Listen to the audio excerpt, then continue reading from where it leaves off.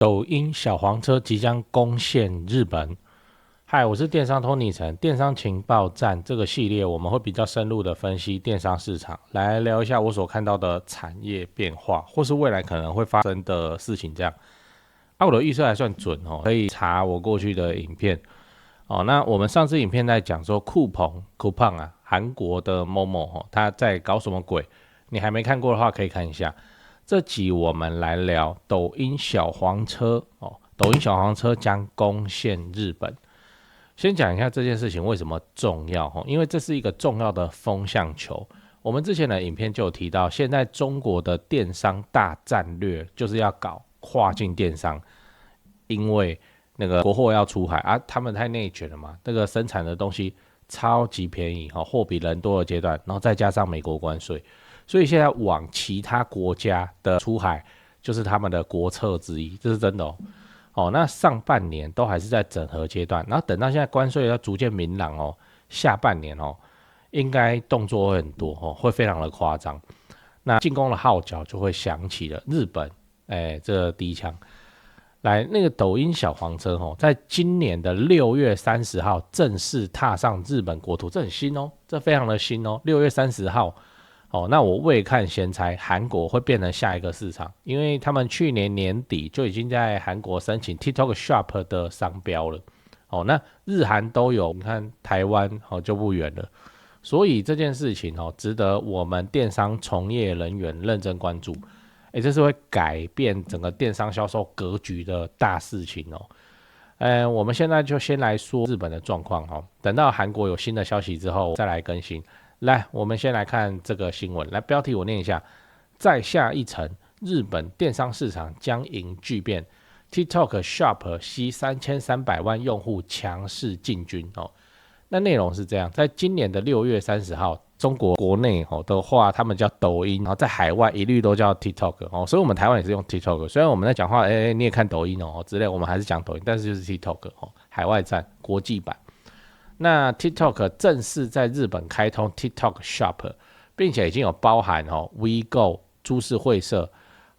Anchor Japan 安克就是那个很屌的行动电源，那个川普每次在白宫开会，他手机在充电也是用安克这样。日清食品、联合利华日本，这些都是日本的大牌子、大集团那要么就是大牌子，要么就是已经卖超好的东西，都被市场验证过的东西像联合利华，你看它旗下多少产品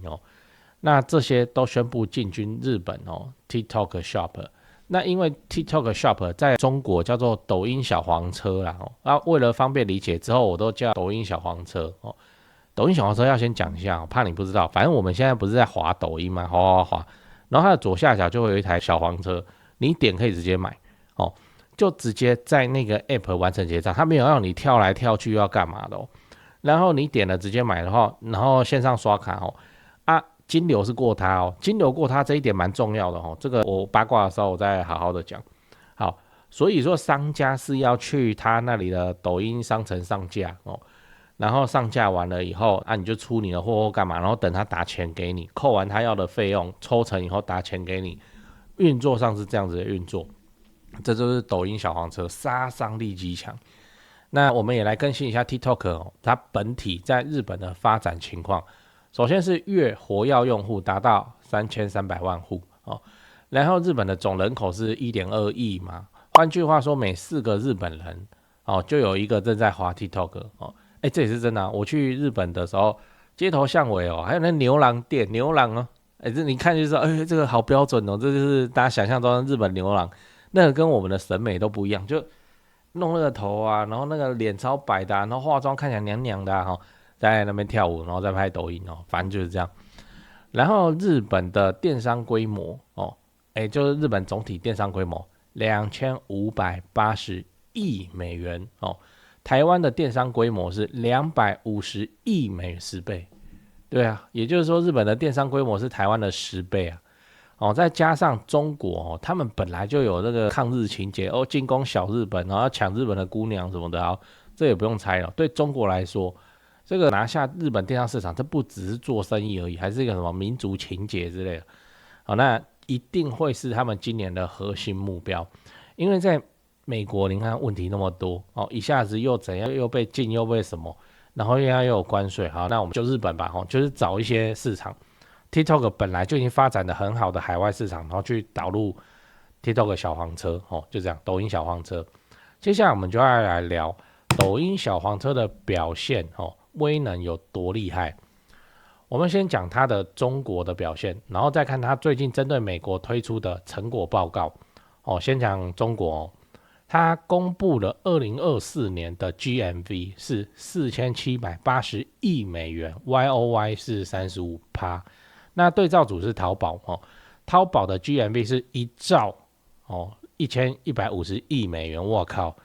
美金这种单位还能到兆，那 YOY 是11%，那看起来啊，就好像还是有一大段差距，淘宝还是比较强嘛。但你不要忘了，抖音小黄车2019才上，然后上线之前，他们的 GMV 只有167亿美元。换句话说，光靠抖音一个小黄车5年时间，它的 GMV 可以翻28.6倍。这萧行，这真夸张哎！让它的业绩就直接就变成淘宝的1/3。你不要忘了就算是去年的2024抖音的 YOY 还有35%嘞，还在怎样急速成长中。像我们现在看淘宝，不会说什么淘宝急速成长嘛，它还在急速成长这就是它很可怕、很可观的地方。再来，我们来讲抖音在今年6月底出具的报告，这比较复杂就你要搜寻，你就搜寻 TikTok Economic Impact Report 2024就找得到了。反正你看资讯栏我把连结放在资讯栏。这份报告很多，40几页你就叫 AI 帮你看嘛，看完之后做重点给你你问他问题大概就这样。我就贴我觉得重要的讲就好了。先说这一份是针对美国出具的报告，所以他讲的都是美国的市场。来，第一个 39% 的中小企业表示 TikTok 对他们至关重要， 69% 的中小企业表示使用 TikTok 能够直接导致销售额增加。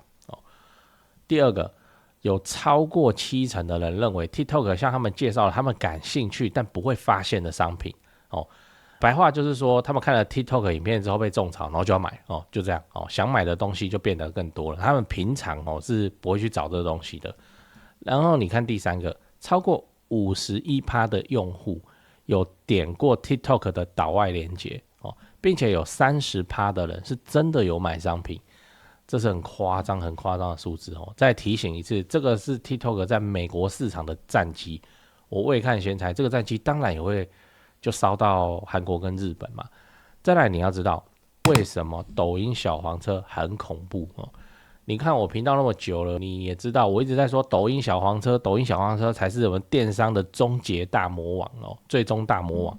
为什么它会那么强大因为它改变了电商购买的底层逻辑。假设你是美国人你为什么会想要到 Amazon 去买耳机可能的原因就是以下嘛。第一个，你耳机坏掉；第二个，你被某个 KOL 开箱去洗到就你被种草；第三个，你要送礼，你要干嘛，有的没的。好，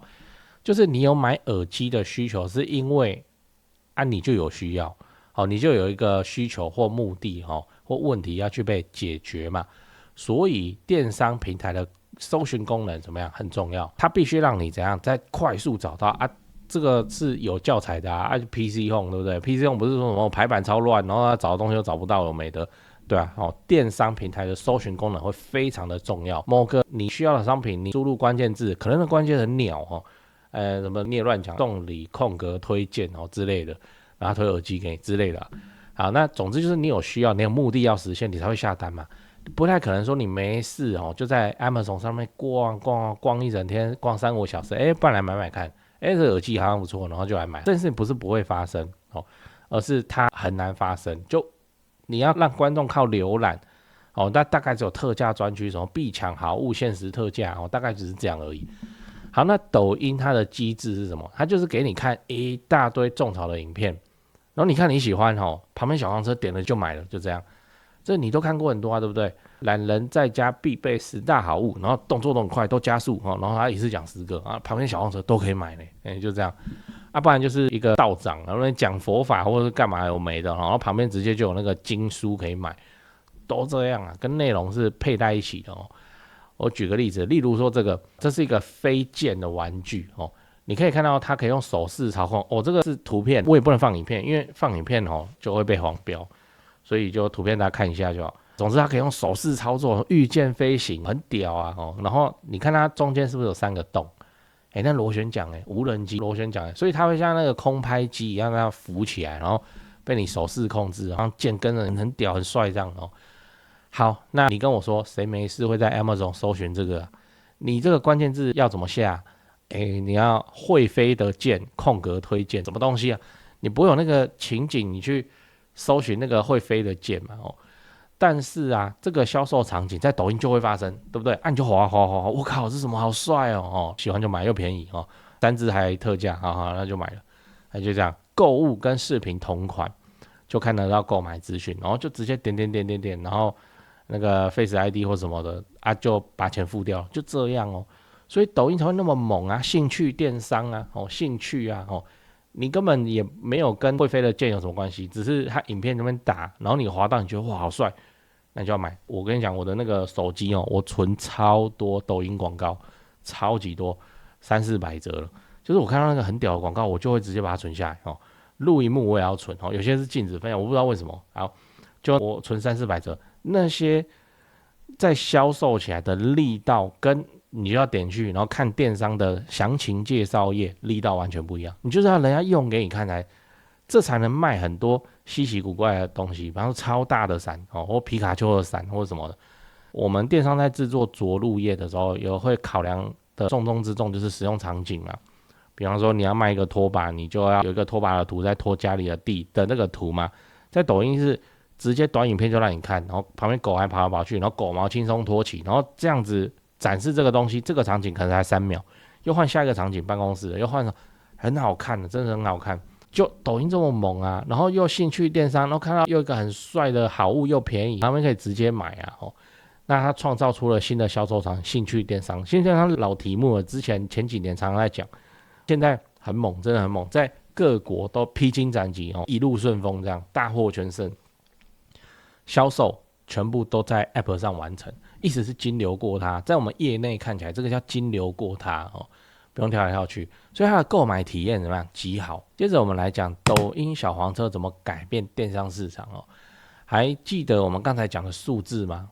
？39% 的中小企业表示 TikTok 对他们至关重要， 69% 的中小企业表示使用 TikTok 可以直接导致销售额增加。那白话文就是说，反正未来每个企业你都给我经营抖音就对了因为经营抖音可以帮企业赚到钱。这怎样？这有潜力啊 ，FB 对不对 ？FB 为什么在台湾不管企业大小，大家都要开 FB 的粉丝页，连公部门也要开，连总统也要开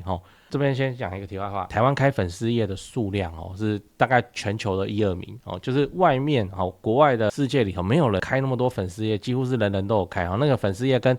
个人账号的数量的比例，台湾超级高就这样。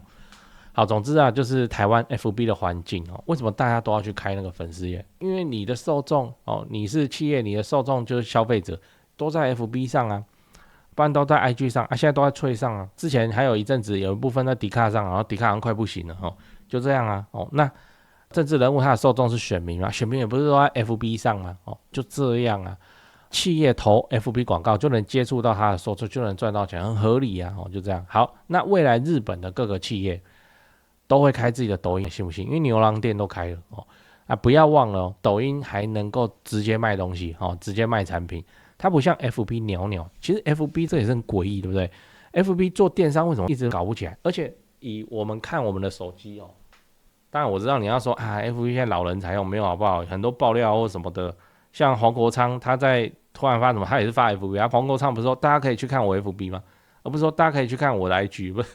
这话黄国昌嘴巴里面讲出来就很奇怪反正就还是 FB。 然后 Facebook 的 App 你看一下这是我好随便，我只是要讲布局，就是手机 App 长这样，它底下现在有6个按钮首页 Reels 朋友 Marketplace 通知跟功能表，这个中间 C 位是 Marketplace 呢，是市集呢，结果这边是诈骗的温床，对不对他卖你超便宜，说什么好事多耳机 AirPods 怎样诈骗的温床，很鸟然后 FB 他之前还搞过自己的虚拟货币天秤座什么的，也没搞起来。我本来想说他去解金流的题结果反正就这样。到现在那个发展在台湾发展不起来的 marketplace 还是放在 C 位，你是不是都没点过？点了你不去跟他买嘛？那上面都是诈骗。好，扯远了。总之就是说，抖音一条龙全部做好哦，金流、物流哦，那什么都做好。它还有分润哦，就是你是创作者，你也可以去看抖音商城有什么佣金高的哦，然后你自己能拍片的，你就来拍。如果以后有人用你的影片在挂小黄车哦，有人看你的影片有去买的话，你可以分到钱哦，就这样。啊，是很恐怖啦哦。未来在企业上，你可能就是要多学一个技能哦，不然怎么办？你就是要有能力制作短视频。那真正的大魔王是什么？真正的大魔王是抖音小黄车，是中国商品的敲门砖哦。有一个关卡哦，是日本绝对闪不掉的，就是中国商品的大举入侵。那不叫促销，那根本叫倾销哦。因为这件事情已经在美国都发生过了，然后还取消了$700以下小额包裹可以免关税这一题嘛，对不对？你以为抖音在美国开小黄车是为了帮美国人卖美国货吗？哦，就服务美国的中小企业主吗？那有可怜，这当然是为了要把中国货猛爆性的给它塞爆美国的港口嘛，就是这样。来，你看这篇标题我念一下：全力出击 ，TikTok Shop 商家如何在变局中锁定2025新增长。你在图片上看到的这个人哦，是 TikTok Shop 负责跨境业务的副总裁，他出来信心喊话，因为之前 TikTok 不是被美国短暂封杀吗？还下架了哦，所以他才会出来透露一些数字来让大家安心。来，你看这个红线的地方就好哦，照顾一下 Podcast 的听众，我把它念一下。TikTok Shop 美区整体增长强劲，动销达人人数激增212%，日支付用户数大幅增长103%，美国跨境 POP GMV 规模爆发5倍。动销达人那张哦，动销达人讲的就是带货网红哦，在我们台湾就被叫网红或 KOL 哦，所以他想表达的是，我们抖音2024年在美国的成绩超级好。那2025我们会加大投入哦，并且给出了具体的出海方法论哦。不要忘了哦，这个演讲的受众是那些在中国抖音小黄车上已经厮杀一阵子存活下来的强者。中国电商环境哦，那跟养股一样，你知道，大家都赚不到钱，大家拼谁能最后躺下来哦。然后现在他们有机会出海，国策啊，出去吧哦，就这样。好，那他们现在在做什么？美国市场很好打，你不知道，那赚白人的钱，人傻钱多，什么有没的。你要进攻的话，来，我们平台来帮助你哦，就这样。好，那现在抖音哦，把目光放到日本市场，你觉得日本市场跟美国市场相比，谁比较好打？美国连这种顶尖战场它都可以这样子风光大胜了，日本市场怎么可能会有问题？再加上 Trump 的关税壁垒，这一定会让抖音哦要把战略的重心就离开美国就对了啊！你要扣我这个关税，那我去其他地方玩哦，就这样。还有抗日情节跟政府哦国策上的资源倾斜哦，政府的扶持国货出海，你说日本要怎么打？日本自己。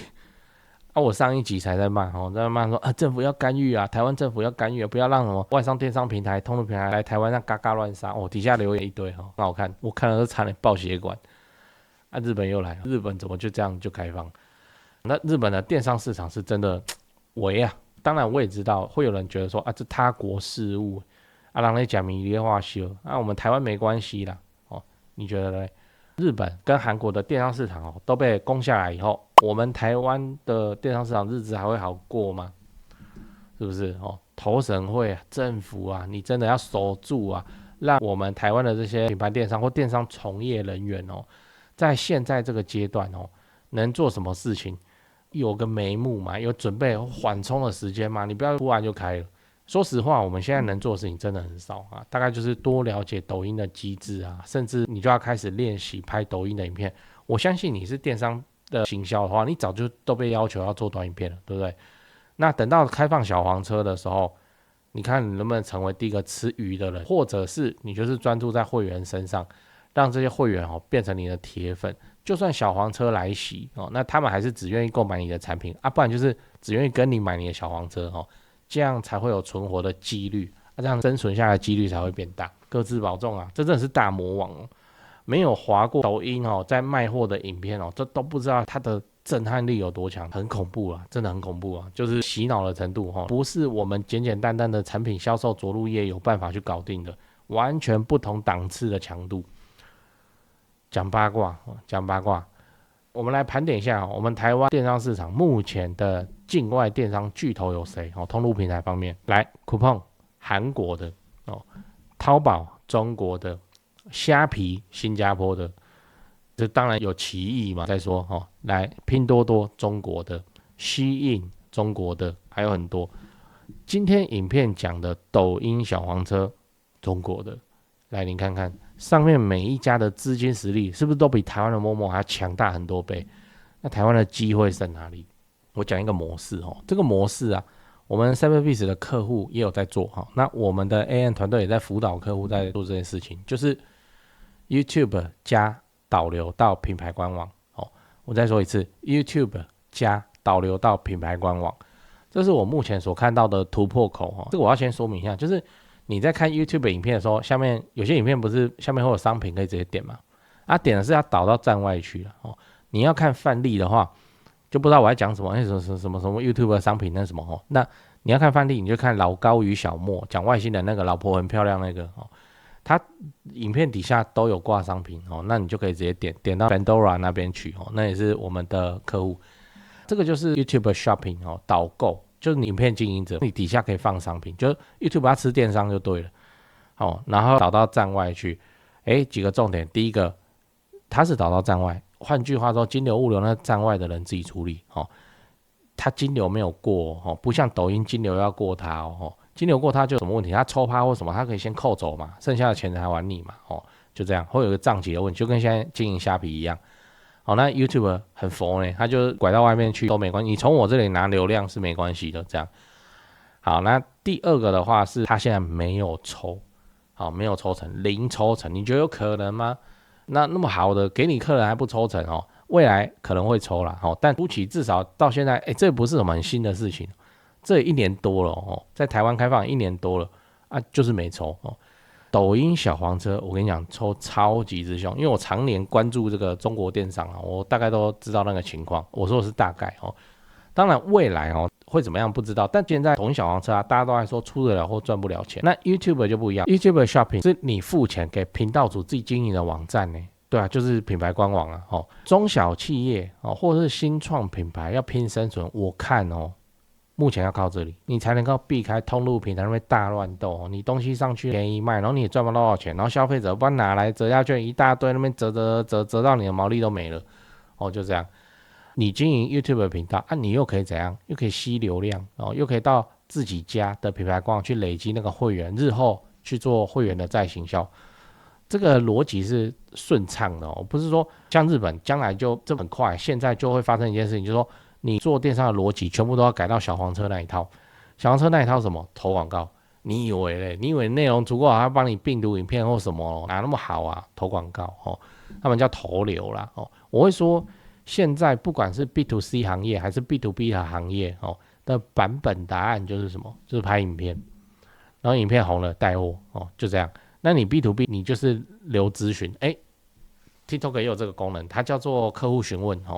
就是如果人家对你有兴趣的话，他可以点有一个表，很简单的表你设定要他留的问题，人家后台会收到大概就是这样。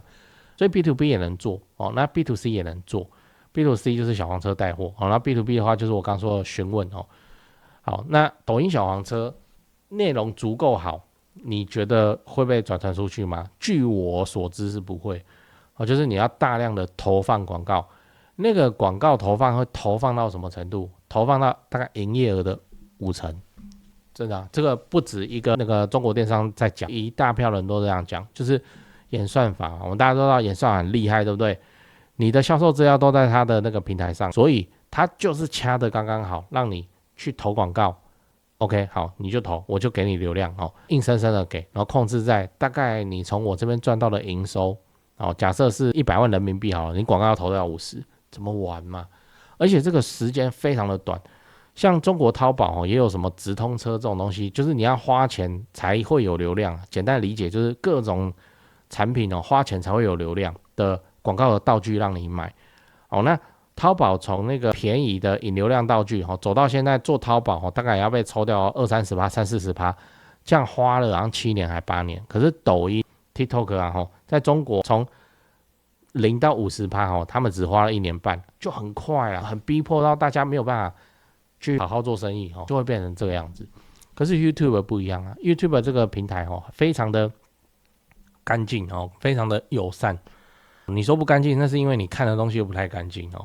就很友善。它就是 YouTube 从来不是对创作者好，他对创作者好要干嘛？他的资产是创作者吗？不是，他的资产是观众，所以他的算法是帮使用者去找到他想要看的影片那只要你的影片好，哪怕是带货也一样推得出去这真的推得出去，会形成一个内容然后好的内容就会一直在 YouTube 上传播，你没有付他钱然后你影片被传播出去，他还付你钱，有广告，然后你被传播出去的影片底下还是带货，带什么？带你的商品，很厉害啊，很爽啊就是这样。然后那些影片你不要删的话，就可以实现长尾的免费精准的流量，你这种订单的毛利才会高，你知道为什么？因为你的行销成本是0，你只是拍完影片之后，你有没有付广告钱？影片好，他自己那边转，就一直带新的客人来给你买，就这样。举个例子像我这个小破频道也是有影片去闯出了22万次播放，平均观看7分钟，这我都觉得很扯我自己看我的影片，我自己都看不下去，看到7分钟。用我们电商的经验我光靠投广告，我要投到22万次观看7分钟的影片广告来，你看我要花多少钱？巨额的金钱。影片不用，你有打中观众。我说的是打中观众，我不是说内容好用词是这样，因为我发现有些扩散很广，什么鸟蛋东西你只要打中观众的话，那你扩散出去流量就到手，成本是多少行销成本是0，就是大家都是自己在那边帮你贴来贴去。同理啊，一法通万法通，你 B to B 拍影片来经营客户询问， B to C 拍影片来直接带货，我说的是 YouTube Shopping 这个赛道在中国已经被验证的非常的 OK 了那在台湾目前中小企业比较可惜是还停留在业配的阶段，像中小企业自己跳下去经营频道也没看到谁成功的啦那很快就会发生了，各个品牌商就必须跳下去自己亲自经营频道，然后来拿 YouTube 上的免费流量讲这讲不完啦，长视频短视频含金量完全不一样要做就要做长视频，就这样讲这讲不完啦。然后我也教过很多人，然后不知道大家做一做就不做了。总之你看我长这个样子，都在拍影片了，怕什么一样未来这个就是品牌电商的必走的路了，一定就不是拍广告宣传带上传上去，你说怎么没人看，怎么会有人看而是真的要去做创作影片。你这样养员工，你看他养到3个人，他没干嘛整天拍影片，经营频道经营了频道起来之后卖货卖你品牌的东西，就会是这样，等着看，这个一定会发生的。抖音小黄车大行其道这件事情，如果在台湾发生了，我跟你讲，大家会赚不到钱的。你以为很好真的是这样投了要投到50%，赚得准准的。那演算法真的很恐怖，大量的中国商家物美又价廉，还是赚不到钱，因为你的赚到的钱都会必须要拿去投抖音的广告，那是做什么？做心酸只能把工厂营业额洗得很大，然后去搞银行贷款的事情这改天有机会再说。总之你看 YouTube 这个平台友善很多，公平很多啦，你内容有打到市场，它就是给你免费的流量就是这样。那导流到站外它又不抽，你去哪里找到这么佛心这么权威流量这么大的平台所以我会说 YouTube 就是一个新创品牌的突破口，真的要去弄。最好的就是创办人自己跳下来弄，比方说馆长这种，馆长你喜不喜欢他什么政治立场这是一回事，但是以生意来说，你看看馆长是不是就做他的 YouTube 频道，然后就在那边骂人嘛然后就起来了嘛，起来之后就做电商的站，他现在没赚钱，那是他经营上的问题，但这条路是可行的。可行的是什么？你有流量，你就开一个站来卖货，然后就直接吃 YouTube 的观众 OK 呢。YouTube 居然没有想把手伸进来这边来抽你什么东西，很夸张呢YouTube 确实没有问题， B to B 我也测过， B to C 我也测过，客单价极低到客单价极高我也都测过，我的客单价极高是高到新台币1500万这个东西都 OK你想要看目前我个人认为经营的比较得体理想大概都 OK。我未看先台他现在过蛮苦的，它只要等一阵大风吹来，它就会起来了哦。你可以看一下 YouTube Shopping 的范例，菜单研究所哦，菜单研究所是卖生鲜的，你去看一下人家的频道，看一下人家怎么销售他的东西，剧本上大概就是长那样，参考看看。现在的电商平台之间竞争激烈，除了你熟知的虾皮、PC 和 Momo 以外，外国的电商平台也对台湾虎视眈眈。除了酷鹏大军来袭，还有虚印、抖音小黄车、全球速卖通、Temu， 他们都在偷偷伸出触手，要来抢台湾市场。而对于我们这些品牌商来说，最可怕的是，现在这些巨头在神仙打架，你只要被插到一点哦，非死即伤啊！所以我建议你啊，快点跑啊！再晚一点，你可能都被逼着参加斗价钱的战场，想逃都没有办法逃。只有盖好自己的品牌官网，培养自己的忠实会员，才能够创出高的毛利哦，这才是避免伤亡的最好方法。如果你现在正在找一个实力坚强的电商系统来帮你架设品牌官网，我推荐你 Cyberbiz。我们除了官网仓储跨境 POS 能一次搞定以外，现在还能够发动电子票券啊，或是30分钟机车快速到货，让消费者更难抗拒你的行销活动。这也是为什么那么多大品牌都喜欢配合我们 Cyberbiz 电商系统的原因。如果你想了解更多，那你就填写资讯栏的连结。好，那填完资料以后，我的同事会跟你联系，电商相关的问题应该都回答得出来，因为我们经验蛮丰富的。最后记得点赞并订阅我的频道，我会继续分享更多电商资讯给你。我是电商通灵城，我们下集影片再见。